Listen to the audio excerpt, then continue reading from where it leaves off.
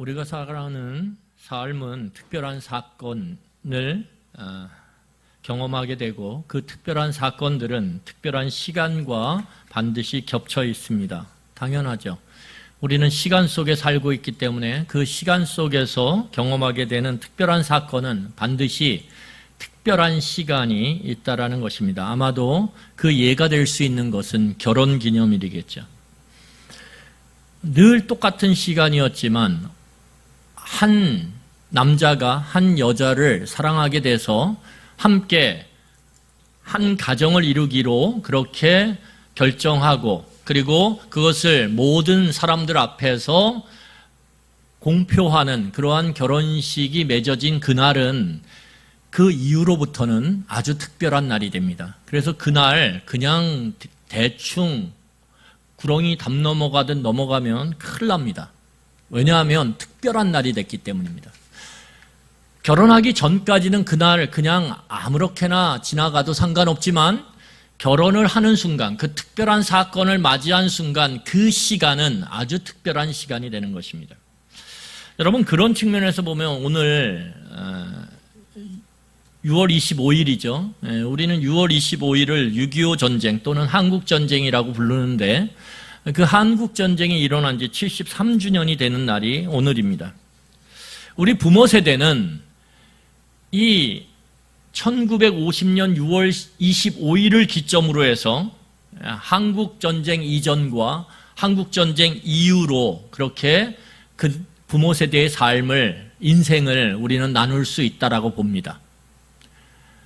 그 한국전쟁이 발발하면서 모든 것이 초토화되는 그러한 상황 가운데 사랑하는 가족들과 헤어진 그러한 부모 세대도 있고 또한 고향을 떠나서 낯설고 물설은 그러한 지역으로 내려가서 거기에 터를 어렵게 박으면서 그렇게 살아온 부모 세대도 있다라는 것입니다.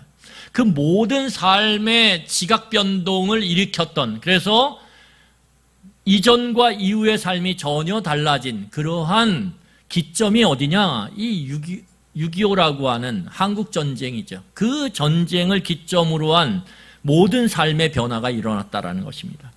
그래서 이 부모 세대에게는 한국전쟁이라고 하는 사건은 굉장히 특별한 사건이고 이 특별한 사건은 잊지 못할 시간, 1950년 6월 25일이라고 하는 이 시간과 겹쳐 있는 것입니다. 오늘 성경을 보면 이스라엘 백성들에게 아주 익숙했던 일상의 시간이 오늘 특별한 시간으로 바뀌는 그러한 장면이 나옵니다.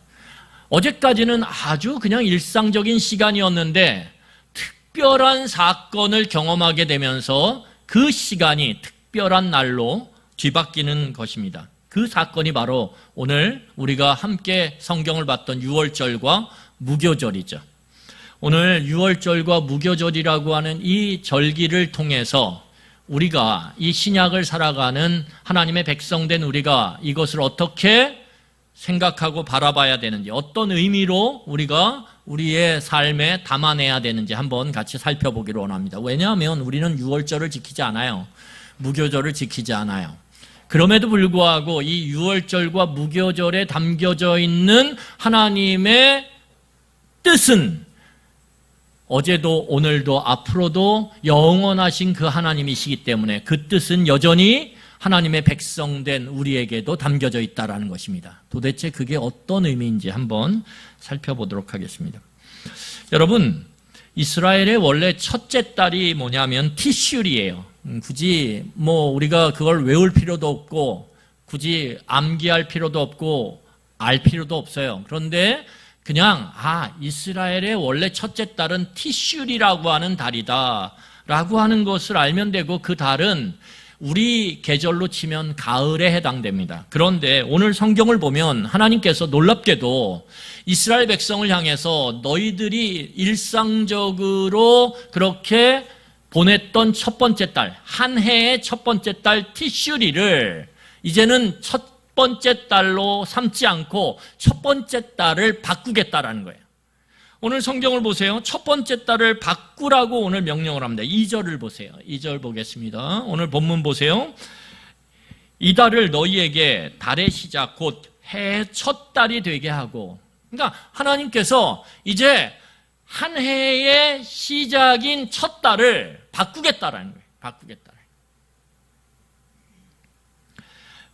그러면 하나님께서 티슐이라고 하는 이스라엘 백성들이 늘 지켜왔던 한 해의 첫 달이 뭘로 바뀌느냐? 오늘 성경을 한번 보겠습니다. 출애굽기 13장 4절이에요. 13장 4절을 보세요. 13장 4절을 보면 뭐라고 얘기하냐면 이렇게 얘기합니다. 우리 함께 읽을까요? 시작. 아비벌 이날에 너희가 나왔으며. 그러니까 이스라엘 백성이 이제 출애굽을 하게 되는데 그 출애굽을 하는 그 달이 어떤 달이냐? 아비벌이라는 거예요. 아빕달. 아비벌 달인데 이 아비벌에 이스라엘 백성들이 이제 애굽에서 나오게 되는데 그 달을 아비벌을 이제 이스라엘 백성의 첫 번째 달로 삼으라는 거예요. 그러니까 티슈리를 아비벌로 바꾸라는 거예요. 첫 번째 달을. 그러면 여러분 여기서 우리가 무엇이 나올까요? 질문이 나오죠. 왜냐하면 우리는 1월을 첫 달로 삼았는데 하나님이 갑자기 야 9월을 이제 첫 달로 삼아. 이러면 여러분 어떻겠습니까? 아 그러죠 뭐 그러겠습니까? 아니죠. 여러분 모든 삶이 첫 달을 중심으로 해서 쫙 전개가 되고 짜여 있는데 그거를 갑자기 하나님께서 1월을 9월로 바꾸래요. 그러면 어떻게 되겠어요? 모든 게 다 뒤집어지겠죠. 지금 말로 말하면 수능도 막 바뀌겠죠. 그렇지 않습니까? 네, 수능 일자도 바뀌어야 돼요. 그러면 굉장한 혼란이 찾아올 수밖에 없거든요. 그런데 오늘 하나님이 그렇게 첫 번째 달을 이젠 바꾸라는 거예요. 그러면 우리는 질문을 해야 돼요. 왜 바꾸라 그러는가 도대체. 여러분 왜 바꾸라 그럴까요? 특별한 사건이 그 달에 있기 때문이에요. 아비벌에 특별한 사건이 있기 때문에 이제는 그 사건으로 인해서 이스라엘 백성의 첫 번째 달이 바뀌어야 된다라는 거예요. 여러분 그래서 오늘 아비벌에 하나님께서 어떤 특별한 사건을 행하는데 이 특별한 사건을 뭐라고 얘기하냐면 영적 사건이라고 이야기합니다. 여러분 우리가 영적 사건, 뭐 영적인 뭐 이렇게 말을 해요.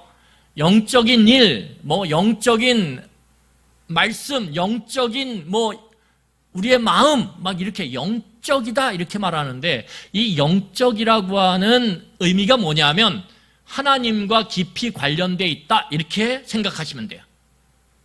그러니까 영적이란 말이 그냥 아무데나 붙여가지고 마치 뭔가 있는 것처럼 보이게 만들기 위한 수식어가 아니고요. 영적이다 그러면 성경에서 하나님과 직결돼 있다, 하나님과 깊이 관련돼 있다 이런 의미예요.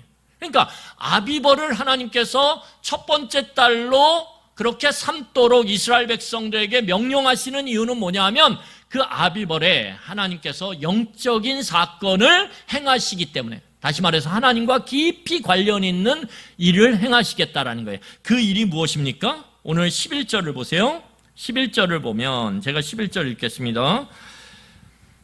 너희는 그것을 이렇게 먹을지니 허리에 띠를 띠고 발에 신을 신고 손에 지팡이를 잡고 급히 먹으라. 이것이 여호와의 유월절이니라. 이 하나님께서 행하실 사건이 뭐냐 하면 여호와의 유월절이라는 거예요.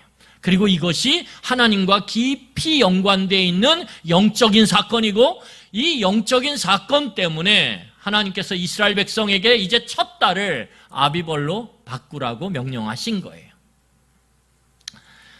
여러분 그러면 도대체 여호와의 유월절이 뭐길래 그 여호와의 유월절이라고 하는 사건의 그 가치가 얼마나 크길래 한 해의 첫 달을 바꿀 정도로 그렇게 하나님께서 명령하시냐 이거죠.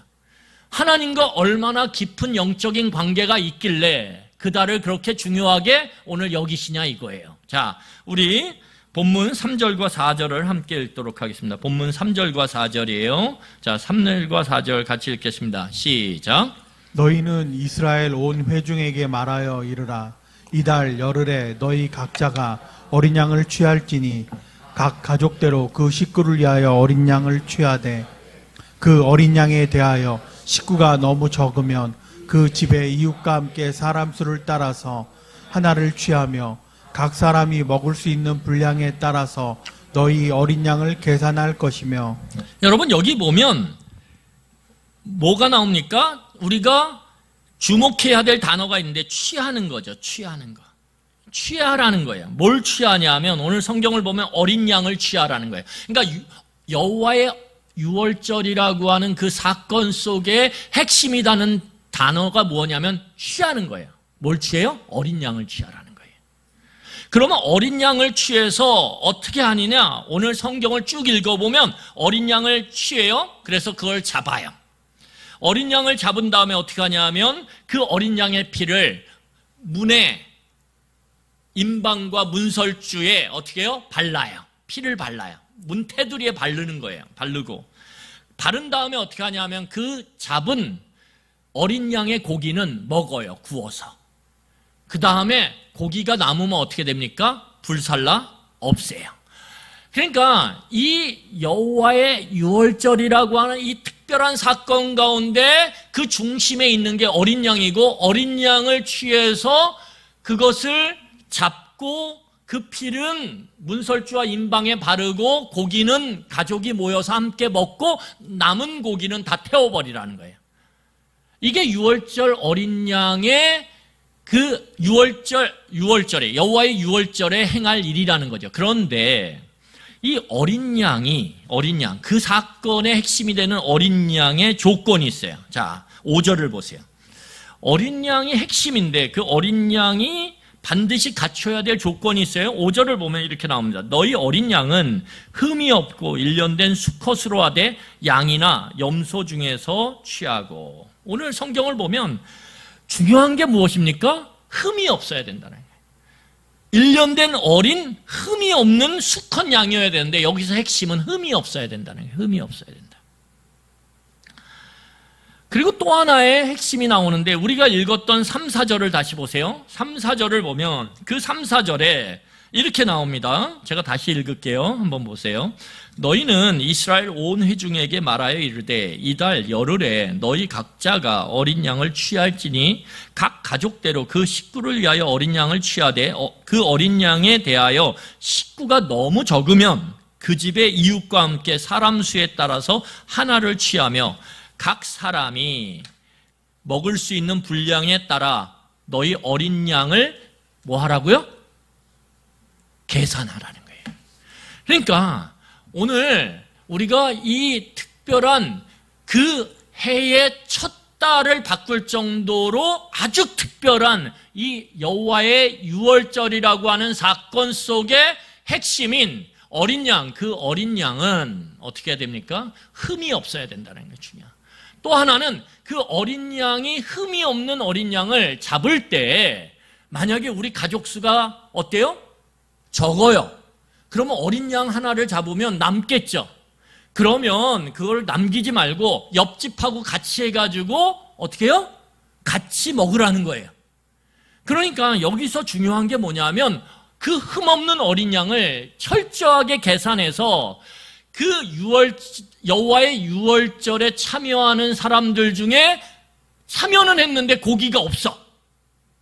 그러면 될까요? 안 될까요? 안 된다라는 거예요. 고기가 없으면 안 된다라는 거예요. 아, 내가 여호와의 유월절에 참여하겠습니다. 저요! 그리고 딱 참여했는데 다 띄어먹다가 어떻게 해요? 아, 나머지 주려고 하는데 없어. 이러면 안 된다라는 거예요. 그래서 철저하게 계산해서 먹을 분량대로 모든 참여한 사람들이 그 어린 양 고기를 먹을 수 있도록 그렇게 해야 된다는 거예요. 여러분, 이것이 무엇입니까? 오늘 이것이 제사와 동일하다라는 거예요. 여러분, 하나님께서 이스라엘 백성들이 광야로 갔을 때 이제 시내산에서 하나님께 드릴 제사를 모세를 통해서 말씀하세요. 그럴 때 제사가 무엇입니까? 예, 제물을 잡죠. 그래서 그걸 죽이죠. 그 다음에 어떻게 해요? 그 피를 제단에 발라요. 또는 뿌려요. 그리고 고기는 어떻게 해요? 나중에 불살라서 제사장이 먹거나 하죠. 그리고 나머지 남겨진 것들은 다 불로 태워서 없애버려요.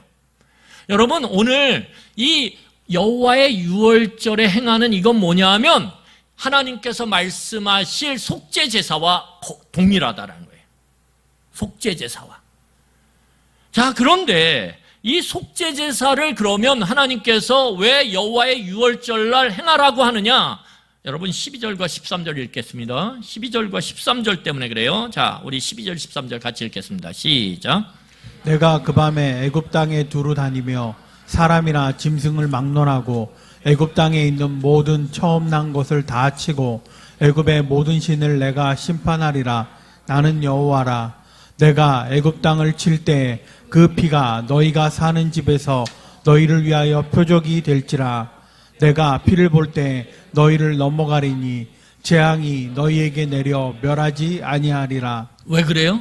여호와의 유월절이라고 하는 특별한 사건은 뭐와 연결되어 있냐면 하나님의 심판과 연결되어 있거든요. 그러니까 하나님이 뭐라고 말씀하시냐면 오늘 12절과 13절에 내가 여호와의 유월절에 방문하겠다라는 거예요.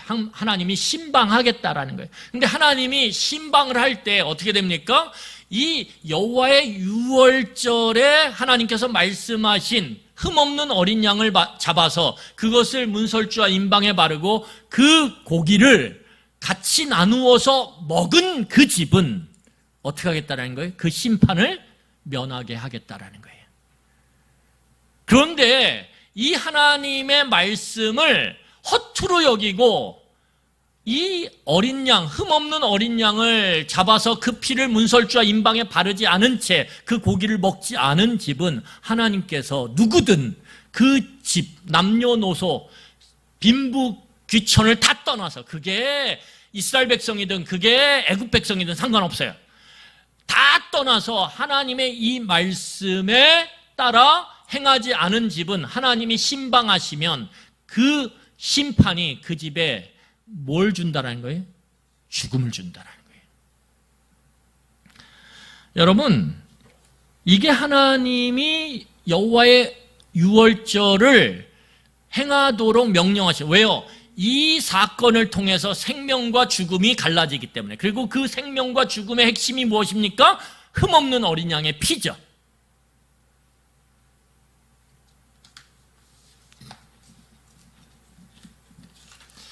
여러분, 이것을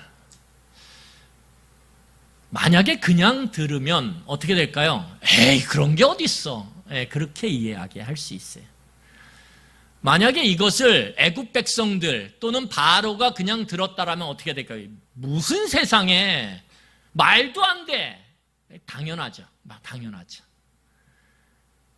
그런데 여러분, 오늘 우리가 기억할 것은 무엇이냐면 이미 이 바로와 애굽 백성들은 첫 번째 재앙서부터 9번째 재앙까지를 경험했습니까? 안 했습니까? 경험했죠.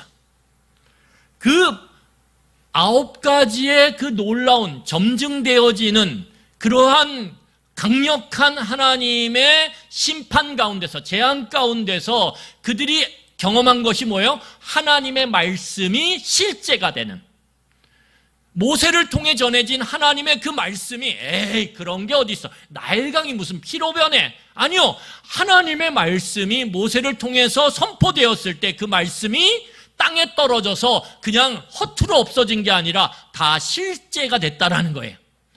여러분, 그 9가지의 재앙의 사건을 통해서 이제 그 애굽 땅에 살아가는 이스라엘 백성이건 애굽 백성이든 다른 잡 백성이든 상관없어요. 뭘 깨닫는 거예요? 그 중에 깨닫는 사람이 나온다는 거예요. 어떤 것? 아, 세상은 하나님의 말씀대로 돌아가는 거구나. 우리는 내 힘과 노력, 내 지식으로 삶을 돌리는 줄 알았더니 그걸 뛰어넘는 하나님의 말씀이 있구나. 이걸 깨닫는다라는 거예요. 그러니까 내가 아무리 애쓰고 집을 세우고 아무리 애쓰고 밭을 일궈도 하나님의 말씀이 임하면 그 말씀에 따르지 않으면 어떻게 됩니까? 우박이 내려서 모든 것을 다 초토화시켜 버린다라는 거예요. 내가 아무리 좋은 걸 먹고 좋은 걸 마시고 그리고 내 건강에 신경을 많이 써도 하나님의 말씀에 내가 온전히 순종함으로 반응하지 않으면 내 몸에 독종이 나기 시작한다라는 거예요. 여러분, 그것을 이스라엘 백성뿐만 아니라 애굽 백성들, 또 다른 잡족들, 잡백성들이 봤단 말이에요.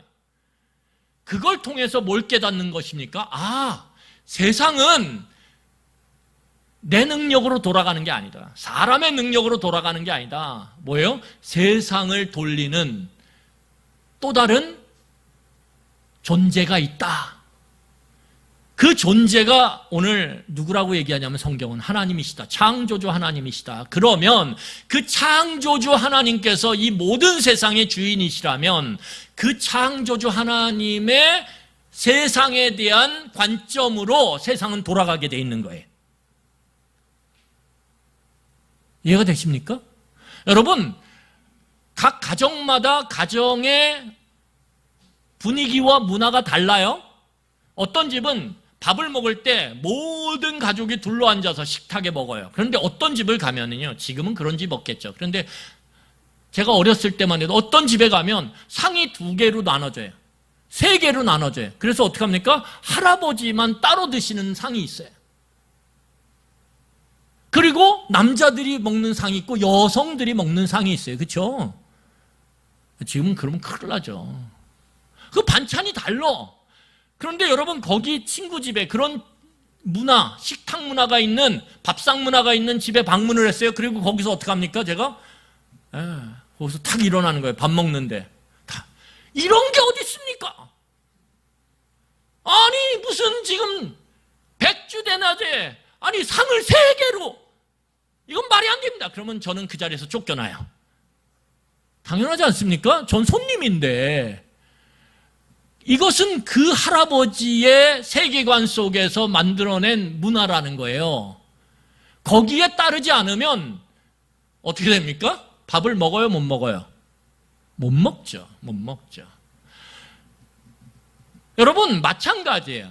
하나님이 행하신 9가지의 재앙을 통해서 바로건 뭐건 상관없어요. 인간의 능력은 보잘것없구나. 그러면 인간의 능력을 초월하는 존재가 있구나. 그게 모세를 통해 알려진 하나님이시구나. 그것을 받아들이는 순간 세상은 이제 하나님의 말씀대로 흘러간다라는 사실을 인정할 수밖에 없다라는 거예요. 이게 뭐예요? 이게 믿음이에요. 이게 믿음이에요.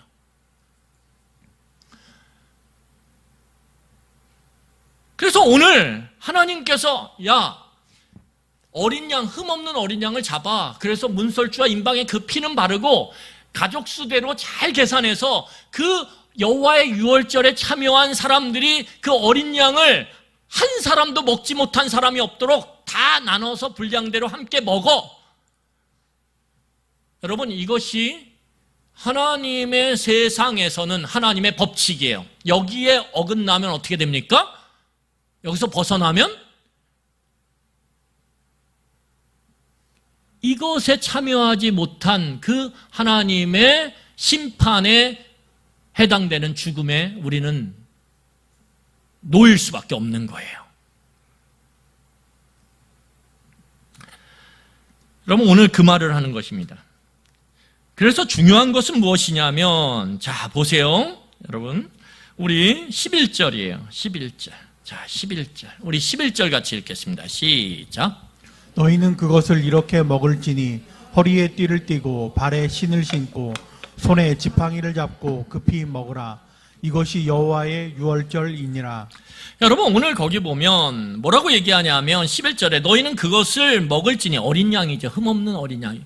여호와의 유월절에 그 중심에 있는 그 흠없는 어린 양을 먹는데 허리에 띠를 띠고 발에 신을 신고 손에 지팡이를 잡고 급히 먹으라. 이것이 여호와의 유월절이니라. 여러분, 이거 어디서 보셨어요? 이 장면 어디서 보셨어요? 여러분의 일상 가운데 보셨을 거예요. 또한 보시고 있거나. 언제 보셨어요? 애들 학교 갈 때. 학교 갈 때 늦게 일어나니까 엄마가 어떻게 해요? 따라가면서 어떻게 해요? 가방 매주고 입에다가 뭐요? 토스트 빵 넣어주고 그러면서 어떻게 해요? 엘리베이터 내려가는 데까지 같이 가죠. 어떤 엄마는 엘리베이터 같이 타요. 그리고서 어떻게 합니까? 내려갈 때 물도 먹여요. 그리고 어떻게 먹이고 이러는 거죠. 이거 그때 보시잖아요. 그때. 여러분, 이게 정상적인 식사의 모습입니까? 아니죠, 아니죠. 특히 이스라엘 백성들은요, 식사가 되게 정적이에요. 정적이라는 게 뭐냐면 아주 편안하게 식사하는 시간은, 우리 옛말에도 이런 말이 있잖아요. 밥 먹을 때는 어떻다고요? 아니, 좀 크게 하세요. 뭔 소리인지 잘 안 들려요. 자, 밥 먹을 땐 뭐라고요? 저는 그 말 하지 않았어요. 제가 생각한 건 딴 거예요. 근데, 그게 더 좋겠네요. 밥 먹을 때는, 강아지도 안 건든단 말이에요. 그러니까 이 밥을 먹을 때는 동서고금을 막론하고 어때요? 가장 편안하고 정적이에요. 그래서 저도 이렇게 식사를 하잖아요. 그러면 여러분들도 동일하겠지만, 제가 이제 어디 강의를 하거나 설교하러 가면, 예전에, 지금 안 가요. 교회 지키려고. 제가 매일 하는 게 너무 많아가지고 나갈 수가 없어요. 나가면 막 이게 밀려가지고 큰일 나더라고요. 그래서 웬만하면 약속도 안 잡고, 그러는데 어쨌든 예전에는 제가 설교랑 강의를 많이 다니면 웬만하면 밥을 안 먹어요. 꼭 밥을 먹고 강의를 하세요. 그래서 뭐 담임 목사님하고 식사를 같이 하시죠. 그래서 뭐 식당을 잡으려고 그래요. 그러면 괜찮다고, 그냥 강의 한 20분 전에 가겠다고 뭐 이렇게 얘기해요. 왜냐하면 강의하기 전에 밥을 먹는데 밥이 어때요? 너무 불편하죠. 질문도 많이 하고 하여튼간 그럼 너무 불편해가지고 어떻게 해요? 제가 예전에 좀 잘 체했거든요. 그러니까는 체하면 머리가 너무 아파요. 그러니까 생각이 마비가 돼요. 그러니까 강의를 잘 못해요. 그러니까 제가 어떻게 하냐면, 너무 감사한데 제가 강의 한 20분 전에 가서 잠깐 얘기 차 마시고 강의할게요. 이렇게 해서 웬만하면 밥을 안 먹어요. 여러분들하고는 늘 먹습니다. 전화하세요. 그러니까 이 식사라는 것은 굉장히 편안하단 말이에요. 이스라엘 백성들은 더해요. 근데 오늘 식사가 어때요? 오늘 성경을 보면 급하죠. 굉장히 급해요. 왜 그럴까요? 이 여호와의 유월절에 이 생명과 죽음을 가르는 이 특별한 사건은요, 어떻습니까? 그 앞에서 여유 부릴 시간이 없다라는 거예요. 왜요? 이것은 생명과 죽음을 가르는 너무나 급박하고 너무나 급박함에도 불구하고 중요한 사건이거든요. 그러니까 여러분, 하나님의 심판 앞에서 어떻게 하는 거예요? 서둘르라는 거예요. 하나님의 심판 앞에서 여유 부리지 말라라는 거예요. 오늘 그것을 이야기하고 있는 거예요. 하나님의 심판 앞에서 여유 부릴 시간이 없다라는 거예요. 여러분, 그것은 우리에게 너무나 큰 교훈을 줘요. 무엇입니까? 여러분, 우리 인생 가운데 죽음이 언제 찾아올지 아무도 알지 못해요. 제가 어떤 이렇게 역사에 대해서 이렇게 책을 읽거나 아니면 방송을 이렇게 많이 들어요. 저는 시간 날 때는 늘 그냥 틀어놓고 듣고 그러는데, 전 세계적으로 남성과 여성의 성비가 맞지 않는 나라가 아주 적어요. 성비가 어떻게 안 맞냐면 보통은 남자가 많아요. 그런데 여자가 많이 있는, 절대적으로 많이 있는 성비 비율을 갖고 있는 나라가 있는데 그게 러시아예요. 그래서 러시아는 남자 100명당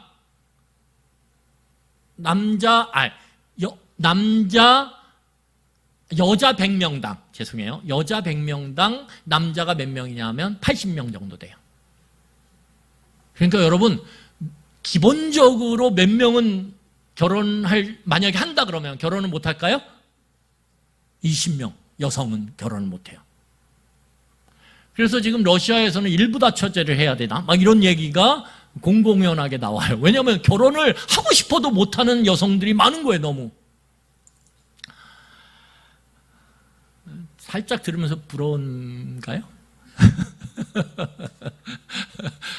이런 성비예요. 그래서 이 우스갯소리로 이런 말이 있어요. 우스갯소리예요. 러시아에서는 김태희 같은 여성이 밭을 갈고, 그 다음에 전지현 같은 사람이 소를 친다. 이런 말이 있을 정도로 너무 보기에 어여쁜 처자들이 많은데 결혼을 못 한다는 거예요. 이게 이제 러시아의 지금 현재의 모습이거든요. 그런데 그 이유 중에 하나가 무엇이냐면 뭘까요? 뭘까요?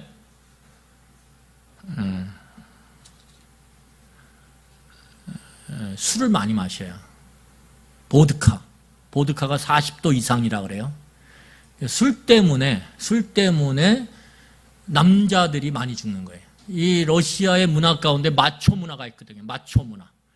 남성성을 보여주는 거예요. 그래서 위험한 일을 자초해가지고 막 위험한 일을, 막 여름에, 겨울에 얼음 깨고 막 남자들이 이렇게 몸으로, 이렇게 맨몸으로 그 얼음물에 들어가고, 나 괜찮아! 힘! 이러고 죽어요.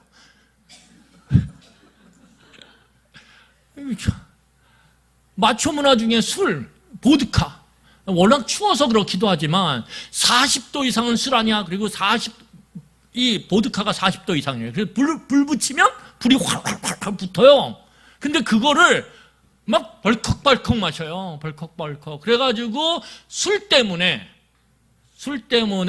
한 해에 몇만 명씩 죽는다 그래요. 술 때문에. 술 마시다가. 여러분, 한 해에 2, 3만 명씩 죽는 그 나라에서 여러분 죽음이라는 게 그냥 죽음이라는 게 그냥 뭐 언젠가 그런 거 없어요. 술 마시다가 2, 3만 명이 죽어요. 그냥.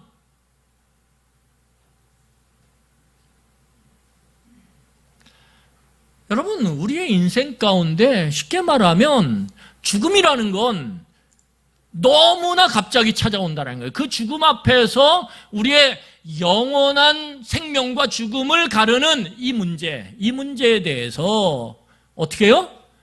여유 부릴 시간이 없다라는 거예요. 여러분, 오늘도 동일합니다. 이 6월절이라고 하는 절기가 오늘 신약의 백성들에게 흠없고 순전한 예수 그리스도의 피로 우리에게 하나님께서 말씀하셨어요. 어린 양의 피를, 그 예수 그리스도의 피를, 6월절에 어린 양이신 예수 그리스도의 피를 먹고 마셔라 이렇게 말씀하셨거든요. 예수님이 성만찬을 하시면서 제자들에게 뭐라고 말씀하세요? 이것은 내 피니, 이것은 내 몸이니 이것을 먹고 마시라 이렇게 말씀하셨거든요. 그러면 여러분, 그 어린 양이신 예수 그리스도의 피를 먹고 그 몸을 마시고 먹으라고 하는 것이 어떤 의미입니까? 예수 그리스도를 받아들이라는 거예요. 뭘로요? 이 분을 받아들이면, 먹고 마시는 게 받아들이는 거잖아요. 그렇죠? 받아들이면 하나님께서 어떻게 하다는 거예요? 하나님의 심판이 갑자기 임할지라도 죽음이 아니라 뭘로 옮긴다라는 거예요? 생명으로 하나님께서 옮기신다라는 거예요. 이게 뭐냐? 이것이 세상을 창조하신 하나님의 세계획 속에서의 하나님의 구원에 대한 원칙이에요. 하나님이 정하신. 여기에 대해서 그런 거 난 몰라요. 난 그런 거 인정 못해요. 그렇게 하시면 돼요. 그런데 죽음이 갑자기 찾아왔을 때 그 갑작스러운 하나님의 방문과 그 방문을 통한 심판 가운데 하나님이 말씀하신 이 구원에 대한 말씀을 믿고 받아들이고 그것을 믿는 자는 하나님께서 뭐라고 말씀하셨어요? 생명으로. 이것을 허투루 여기고 이것을 받아들이지 않고 행하지 않은 자는 뭘로요? 죽음으로.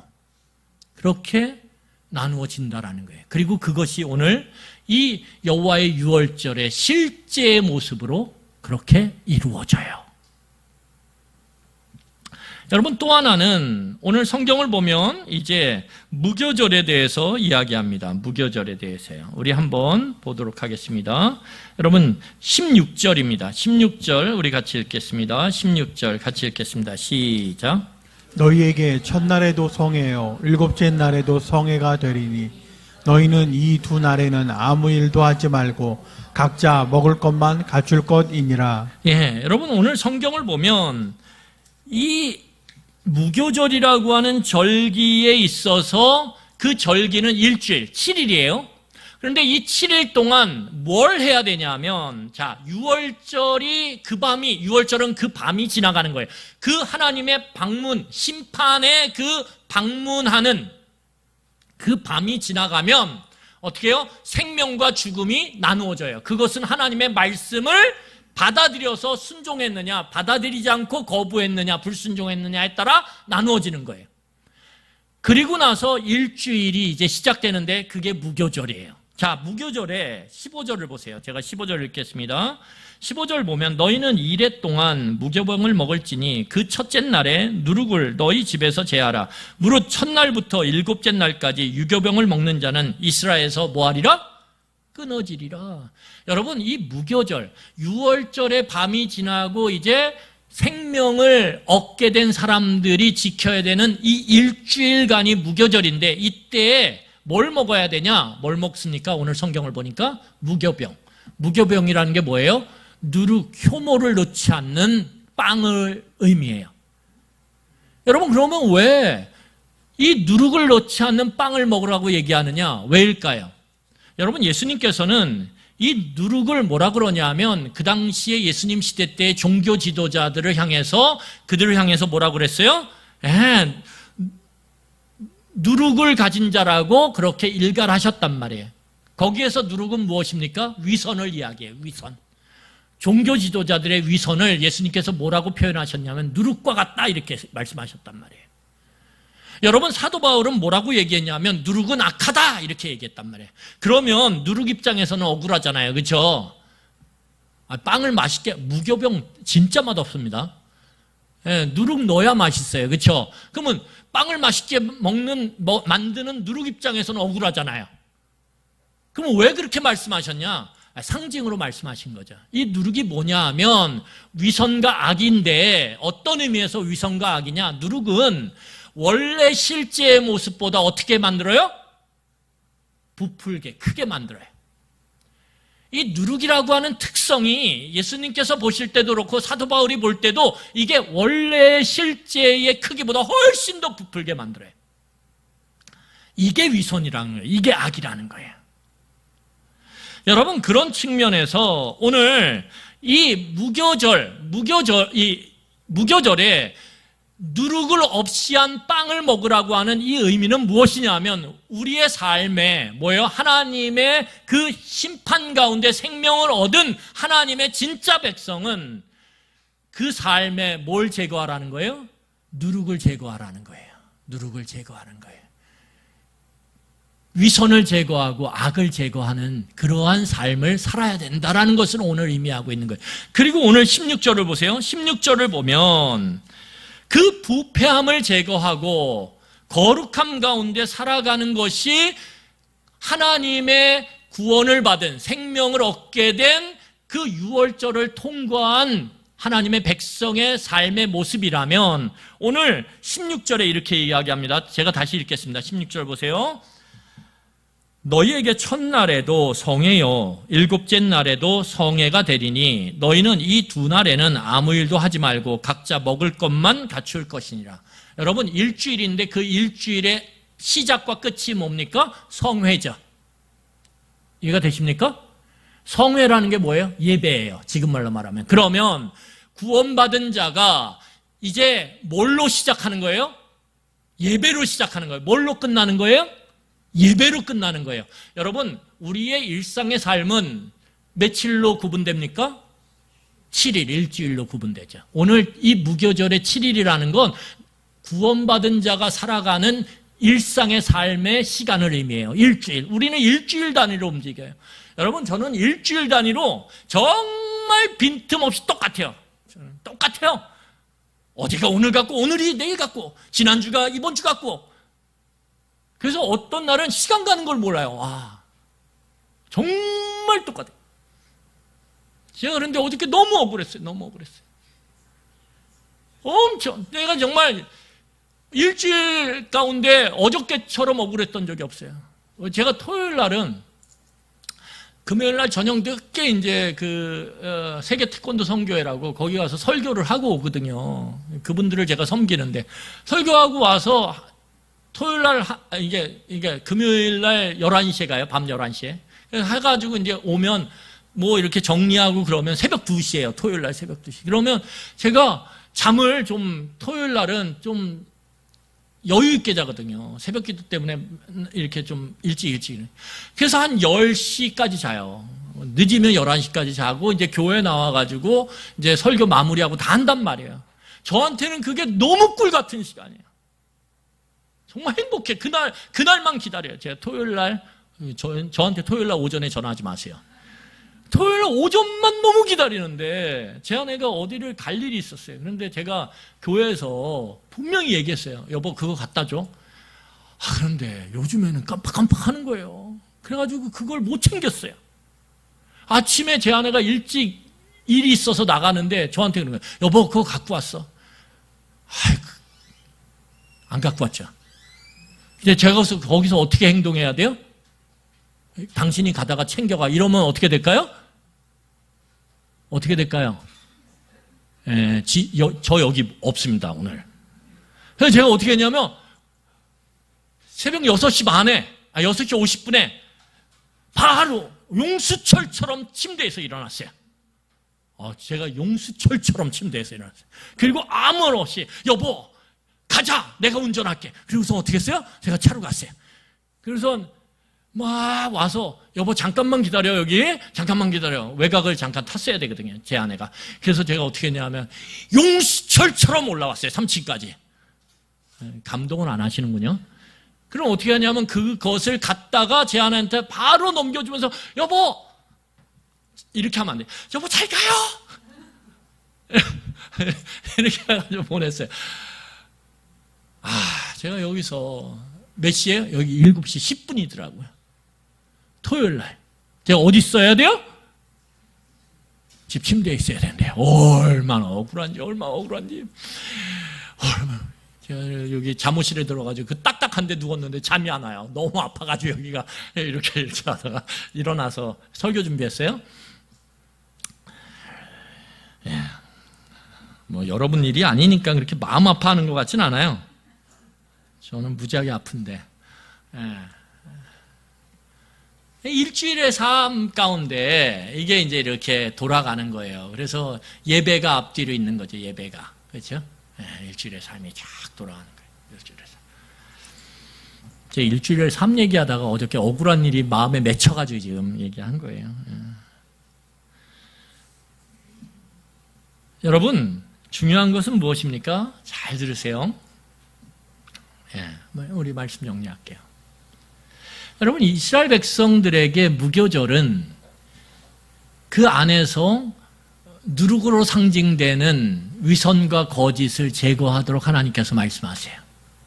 다시 말하면 하나님의 구원을 받은 그 유월절을 통과함으로 영원한 생명을 얻은 하나님의 백성들은 일주일로 상징되어지는 일상의 삶 가운데 거짓과 악을 제거해 나가는 거룩한 삶을 살아가야 된다라는 거예요. 그리고 그 삶의 앞과 뒤, 그 처음과 끝에 뭐가 있습니까? 하나님을 예배하는 그 예배가 놓여져 있죠. 그러니까 처음과 끝이 예배라는 건 그것을 맞붙이면 하나예요. 예배로 시작돼서 우리의 삶은 예배로 끝나는 거예요. 여러분, 성도의 삶은 월요일부터 시작이 아니에요. 언제부터 시작이에요? 오늘 주일부터 시작인 거예요. 여러분들의 일주일의 일상의 삶은 오늘 하나님 앞에서 구원받은 자로서 오늘 이 주일부터 시작되는 거예요. 그리고 언제 끝나는 거예요? 주일로 끝나는 거예요. 그 예배로 시작해서 예배로 끝나는 우리의 일상의 일주일의 삶 가운데 우리는 끊임없이 위선과 악을 제거해 나가는 하나님의 참된 생명을 얻은 백성으로서의 거룩한 삶을 살아가야 된다라는 거예요. 이것이 하나님이 구원하신 백성들의 삶의 모습이에요. 여러분, 구원은 내게 주어지는 생명은 그 어떤 것으로도 주어지지 않아요. 너무 놀랍게도 이 말도 안 되는 하나님의 말씀 같이 보이지만 그 말씀을 받아들여 문설주와 임방의 어린 양의 피를 바르고 그 어린 양을 구워서 먹으면 되는 거예요. 삶아서 먹으면 되는 거예요. 여러분, 그게 하나님의 구원의 방법이에요. 오늘도 동일하게 하나님은 유월절 어린 양으로 이 땅에 오신 예수 그리스도를 통해서 그 피를 마시고 그 살을 받아 먹으라고 말씀하셨어요. 예수 그리스도를 나의 죄를 용서하실 하나님의 그 구원의 방법으로 우리가 믿고 받아들이면 하나님은 어떻게 하시겠다라는 거예요? 내가 심판 가운데서 너를 생명으로 옮기겠다. 이게 하나님의 세계 속에서의 하나님의 법칙이에요. 여러분, 우리가 한국에서 살아가느냐 아니면 프랑스에서 살아가느냐, 그 세계에 따라서 여러분 우리의 삶의 원칙들은 달라져요. 한국에서 살아갈 때요, 운전해야 되죠. 운전할 때 우리는 다 어디로 가요? 오른쪽으로 가요. 오른쪽으로 운전해요. 그런데 프랑스라고 하는 세계로 가면 그 세계 안에 통용되는 법칙은 운전을 할 때 왼쪽으로 가요. 만약에 그걸 거꾸로 하면 어떻게 될까요? 내가 그걸 무시하면 이 나라에서, 그러면 우리는 죽는 거예요. 하나님이 만드신 세상이라고 우리가 인정한다면, 여러분 세상이 저절로 만들어졌다 그러면 할 말이 없어요. 할 말이 없어요. 세상 저절로 만들어졌어, 할 말 없어요? 그런데 이 세상이 정말 인간의 능력을 초월하는 그 신이신 하나님이 만드셨다라는 걸 우리가 인정할 수밖에 없다면, 우리는 그 안에서 하나님이 말씀하시는 이 말씀 속에 담겨진 하나님의 원칙을 받아들여야 돼요. 아, 인간은 타락해서 죄를 지었구나. 여러분, 죄의 모습들이 너무 많이 보이잖아요. 이 죄 가운데 심판이 있구나. 아이, 심판이 있죠. 우리가 짓는 죄에 대해서도 부모로부터 심판을 받고 법으로도 심판을 받는데, 여러분, 이 세상을 만드신 하나님께 심판을 받지 않겠습니까? 그러면 그 심판 가운데서 우리가 용서받는 길을 제시하지 않으셨다면 문제지만 제시하셨잖아요. 그러면 그 어린 양의 그 피와 살을 우리가 받아들이면 산다라는 거예요. 살게 된 하나님의 백성은 일상의 삶 가운데 하나님을 예배로 시작해서 예배로 끝나는 그 삶 가운데 거룩함을 행하기 위하여 힘써야 된다라는 거예요. 선하게 살기 위해서 힘써야 된다라는 거예요. 악을 멀리하기 위해서 애써야 된다라는 거예요. 이게 구원받은 진짜 성도의 모습이라는 거예요. 그런데 그것이 뭘로 가능해요? 예배로. 여러분, 예배를 가볍게 생각하지 마세요. 우리가 이렇게 모이는 예배, 이 예배가 예배 중에 하나의 예배예요. 공식적인 예배. 함께 모여서 어떻게 합니까? 이 안에서 하나님의 말씀을 듣고, 이 안에서 하나님 말씀을 통해서 하나님을 만나고, 그러므로 인해서 우리는 거기서 힘을 얻고 거기서 어떻게 살아가야 되는지 길이 보이기 시작하는 거예요. 여러분, 그래서 구원받은 자들은, 유월절을 통과한 자들은 예수 그리스도의 그 생명의 은혜를 가진 자들은 반드시 일상의 삶의 시작을 예배로 시작해서 예배로 끝나야 돼요. 그러지 않고는 우리의 신앙은 날마다 어떻게 돼요? 흔들릴 거예요. 세상 가운데, 일상의 삶 가운데 우리의 신앙은 날마다 연약해져서 나중에는 희미해질 거예요. 우리의 신앙은 점점 어떻게 됩니까? 점점 우리의 신앙은 그렇게 사라져갈 거예요. 예배를 소홀히 하면. 그래서 19절에 이렇게 얘기해요. 19절 읽고 말씀 마무리하겠습니다. 이래 동안 누룩이 너희 집에서 발견되지 아니하도록 하라. 무릇 유교모를 먹는 자는 타국인이든지 본국에서 난 자든지 막나라 이스라엘 회중에서 끊어지리라.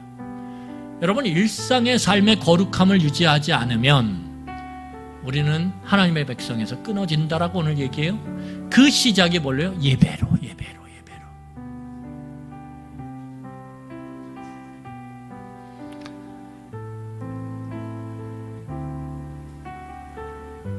그래서 여러분, 예배를 정말 소중하게 여기셔야 돼요. 예배를. 성도들이 함께 교회로 모여서 예배드리는 이 예배가 우리의 예배의 시작이에요. 그리고 그 예배가 우리를 하나님의 만남을 통해서 우리의 신앙을 활성화시키고 우리의 믿음을 활성화시켜요. 그래서 일상의 예배로 나아가는 거예요. 일상 가운데서도 어떻게 해요? 하나님을 의식하고 하나님과 동행하는 일주일을 보내는 거예요. 그 가운데 그럴 때 우리가 거룩함을 유지해 나갈 수 있는 거예요. 하나님을 의식할 때, 오늘도 영이신 하나님이 나와 함께 하신다라고 하는 이것을 우리가 의식할 때 일상의 삶 가운데 우리가 거룩함의 삶을 살아갈 수 있는 거예요. 그리고 우리는 그것을 또다시 함께 모여 공동체의 예배로 우리는 그 삶의 일주일을 마감하는 거예요. 그리고 또다시 시작하는 거예요. 이 삶이 오늘 구원받은 성도의 삶이라고 오늘 말씀하고 계시는 거예요. 그리고 이런 자들이 이제 어디로 나갑니까? 광야로 나가는 거죠. 광야의 삶 가운데 이제 우리는 하나님의 진짜 백성으로서 점점 자라가고 성장하게 되는 거예요. 비바람을 맞으며. 이게 구원의 과정이에요. 여러분, 이 시간에 우리 이 유월절과 무교절이 나와 전혀 상관없는 그러한 절기가 아니라 오늘 이것이 예수 그리스도 안에서 우리 안에 어떻게 변주되어지고 어떠한 의미를 담고 있는지 마음에 깊이 새기시고 우리의 일상의 삶 가운데 거룩함의 삶을 살아가기 위하여 예배를 소중하게 여기는 그러한 성도의 삶이 되기를 간절히 축원합니다. 우리 이 시간에 찬양하겠습니다.